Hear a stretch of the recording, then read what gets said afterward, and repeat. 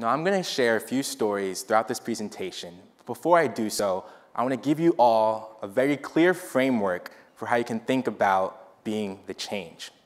So the first point that I want you to keep in the back of your mind is that no one obtains professional success without others volunteering their knowledge, their wisdom, and their resources.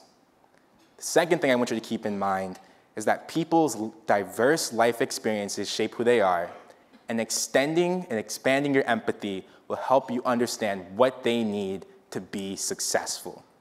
And the last thing is that with the power that you all hold at Vista, you can be the change for burgeoning professionals by meeting them where they're at and providing the exact tools they need to be successful.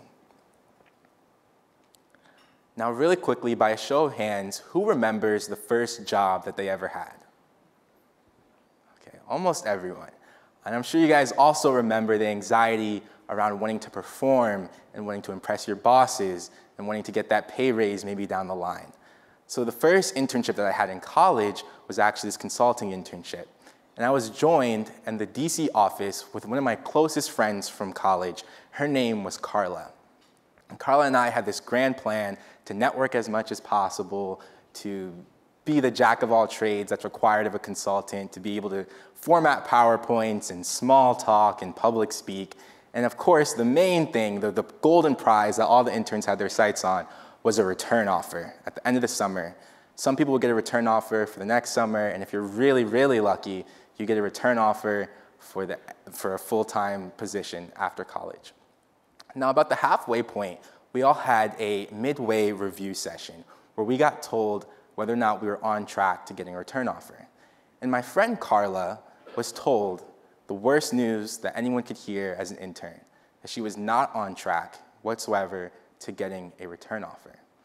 When she pushed for specifics on why she wasn't able to get a return offer and why she wasn't on track, they told her that she didn't seem client ready because she never spoke up or spoke to the client executives and the supervisors of the client site.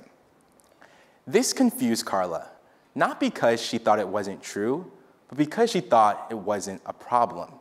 A lot of the other interns, and myself included, we were brought up and we attended events hosted by organizations like SEO that taught us the importance of speaking to CEOs and of presenting yourself in a certain way at a client site. For Carla, she had not known that. But it's a lot deeper than that, and let's explain. Let me explain. So Carla's parents came to the mainland USA in the 1990s from Puerto Rico. They tried their best to set up a life for their family and to raise enough money to develop a future family. With their working class jobs, her mom was a teacher, her dad was a driver, and one thing that was a reality of being in America was a lot of the discrimination that they faced as Latinos. And in a lot of cases, they had to be super respectful and super quiet in the face of a lot of discrimination and injustice. And this was something that was a survival tactic for them to be able to continue to work at the places they were working at. This is also something that they passed down onto their daughters as a lesson. And right before Carla came to the consulting internship, they told her, the way you stay out of trouble is not to speak unless spoken to, especially by a supervisor. What was deemed almost a character defect in the approach that Carla took to her professional life was actually a survival tactic, something passed down from her parents so that she would succeed in the workplace. And it was this lack of empathy of learning about her own life experience that causes disconnect between her managers, what they expected of her, and the assumptions they made about what she would do, and meeting her where she actually was at.